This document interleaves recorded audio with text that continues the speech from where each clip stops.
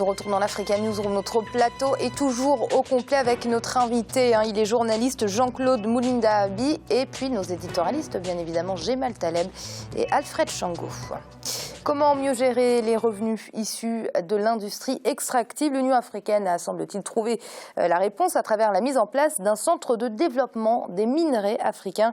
Ce centre traduira de façon concrète la vision pour le secteur minier africain pour faire en sorte que les industries extractives stimulent enfin le développement économique essentiel sur l'ensemble du continent. C'est un sujet qui nous a été préparé par Diarra Ndiaye.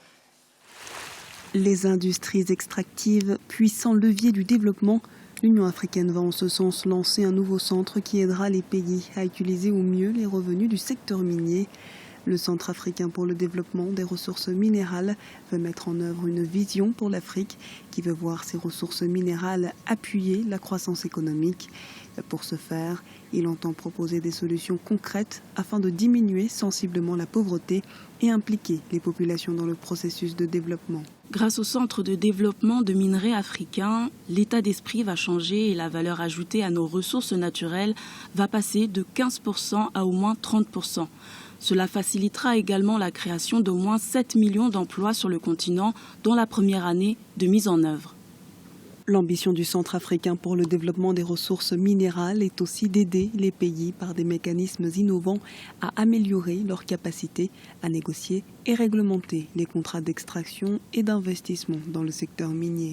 Aller vers un mécanisme qui identifie toutes les industries extractives, ensuite qui les inventorie, qui les valorise, c'est déjà une bonne chose.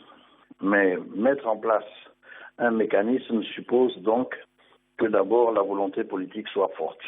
Donc il faudrait d'abord une rigueur sur l'organisation, sur le choix des hommes et sur l'obligation de chacun de cotiser, de payer pour que le fonctionnement soit efficace et optimal. Et ensuite, se doter d'un plan stratégique qui définit exactement quelle est la vision de cette organisation, quels sont les objectifs qu'on s'assigne et quels sont les moyens qu'on met en œuvre pour atteindre les objectifs qu'on s'est assignés. En adéquation avec le millénaire du développement, en adéquation avec le processus de Kimberley, en adéquation avec le mécanisme des industries extractives. En Afrique, les secteurs des ressources minières, du pétrole et du gaz sont en pleine expansion en raison du prix élevé des matières premières notamment. Le secteur des industries extractives devrait jouer un rôle majeur dans le développement de nombreux pays africains. Les enjeux et défis du secteur restent toutefois de taille car l'Afrique est certes riche en ressources minérales mais reste encore dépendante des technologies d'exploitation importées et de la fluctuation des cours mondiaux des matières premières. Jemal et Alfred, justement, en off, vous débattiez de l'utilité de ce centre et justement de sa marge de manœuvre. Alfred, c'est la véritable question. De quelle façon ce centre pourra-t-il contraindre les États ? Alors, la question de la contrainte sur les États est une question qui est très délicate puisque la plupart des États africains tiennent tellement à leur fausse souveraineté qu'ils n'accepteraient pas de céder à un pouce de cette souveraineté politique ou économique. En réalité, ça peut être efficace si ces centres a les moyens justement de sa politique, c'est-à-dire servir de conseil, aider à mieux réutiliser les retombées de la commercialisation des matières premières, soutenir les États quand il y a des conflits avec les grandes multinationales internationales qui exploitent ces matières premières. Je vais prendre un exemple concret. Au Katanga, il y a une entreprise américaine qui avait acheté une concession d'exploitation de cobalt. Cette société américaine vient de revendre aux Chinois le contrat qu'ils avaient signé avec le gouvernement congolais pour 2 milliards d'euros. Sans que le gouvernement congolais ait été informé, découvrant, parce que justement là, pour le coup, les médias internationaux ont diffusé cette information. Et donc le Premier ministre, le ministre des Mines, etc., réagissent. Mais on leur rétorque, les Chinois, c'est une entreprise privée, c'est un contrat privé entre deux entreprises. Vous n'avez rien à voir, circuler à rien à voir. S'il y avait par exemple cet organisme, peut-être qu'il aurait pu justement alerter le gouvernement congolais sur ces manœuvres-là. On dit attention, il est en train de se passer des choses sur votre dos, voilà comment il faut réagir. Et donc je crois que si cet organisme a les moyens vraiment de sa politique, il pourrait être utile justement à la plupart des pays qui ont cette industrie extractive. Oui, Gémal, on sait à quel point la population ne bénéficie pas assez des revenus des industries extractives. Ce centre ne peut donc être qu'à saluer. Je sais pas, tout ce qui permet de réfléchir est bien. Donc je salue absolument toutes les initiatives qui permettent de réfléchir. De mon point de vue, le problème, hélas, n'est pas à ce niveau aujourd'hui. Tous nos États possèdent une industrie extractive. En gros, ils prennent les produits des matières premières, pour lesquels d'ailleurs ils n'ont fait aucun effort. C'est le hasard de la nature. Ils le vendent à l'étranger. Souvent, l'argent est dilapidé, mal géré, pas bien fait quand il n'est pas détourné. Il y a peu de transformation en place, donc peu de valeur ajoutée, peu d'emplois, peu de création de richesse. Et généralement, ce n'est pas eux qui fixent le cours, le prix, et quand il est transformé, ça revient chez eux à des prix très élevés. C'est le triste constat de la réalité aujourd'hui. Nous aimons beaucoup imiter sur notre continent. On adore ça. D'ailleurs, on aime la BBC aussi. On aime tellement imiter qu'on n'est pas capable d'imiter ce qui marche. Regardez les industries de sidérurgie d'Alsace. Elles viennent de quoi? Des mines.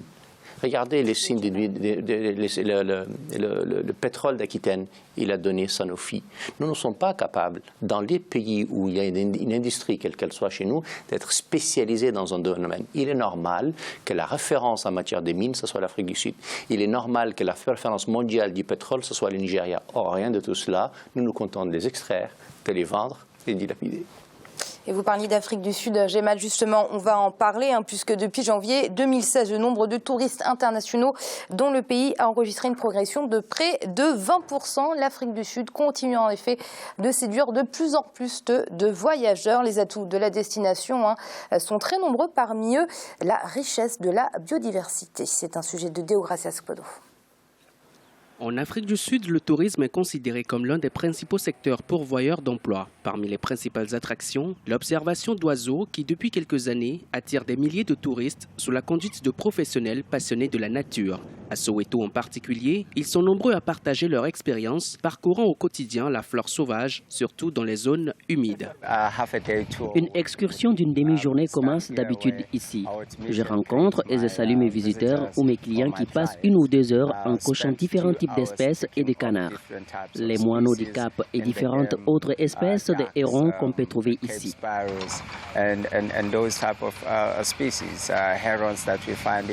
Pour l'année 2016, les autorités sud-africaines prévoient une croissance des revenus du secteur touristique. Récemment, les mesures restrictives en matière d'obtention du visa ont été allégées avec pour objectif d'attirer davantage de touristes dans le pays, et notamment à Soweto où les activités d'observation des oiseaux permettent à de nombreux habitants de subvenir à leurs besoins. Rampolo Kings Bay of Grace fait partie des sites d'observation les plus connus. Il est situé près du domicile de l'icône de la lutte anti-apartheid, Nelson Mandela, à Soweto. Un atout important pour les professionnels du secteur.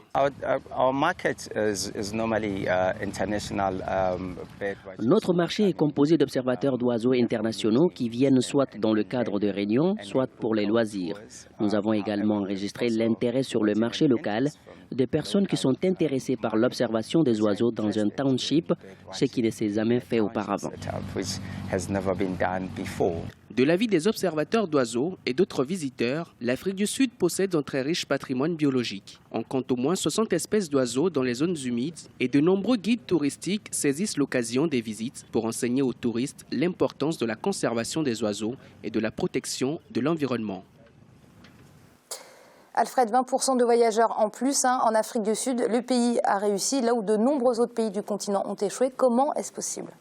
C'est possible parce que, et c'est assez paradoxal, puisque par ailleurs, de l'autre côté, il y a toute cette crise qu'on a connue en Afrique du Sud, de l'industrie minière, des grèves interminables, des émeutes, et puis il y a cette sécheresse qui frappe le pays. Simplement, l'Afrique du Sud a compris à partir d'un certain nombre d'années qu'il fallait diversifier les ressources, justement, les sources, de ces revenus publics, et le tourisme a toujours bénéficié justement d'un appui énorme, considérable de la part de l'État. La chasse, la pêche, donc les grands fauves, et puis les parcs qui sont très très bien entretenus, et puis la côte qui permet justement le tourisme côtier, et puis le tourisme scientifique aussi. Oui, on organise beaucoup de conférences internationales. Donc c'est tout cela qui permet à l'Afrique du Sud d'être un peu au top au niveau de l'Afrique. Alfred, merci pour votre analyse. Je suis très très très ravi de vous avoir retrouvé autour de ce plateau, Amira. Et c'est un bonheur. Et puis à mes très chères téléspectatrices, je dis aussi merci. Merci à vous, Gemal. Merci Amira, bonsoir à tous ceux qui nous regardent. Monsieur Moulinda-Abi, je rappelle que vous êtes journaliste, vous étiez notre invité. Vous vouliez terminer tout à l'heure votre analyse. Je vous laisse quelques secondes, vraiment très rapide. C'est bientôt la fin de l'émission. Oui, juste pour souligner que la liberté de la presse est inséparable avec la démocratie. C'est deux choses inséparables.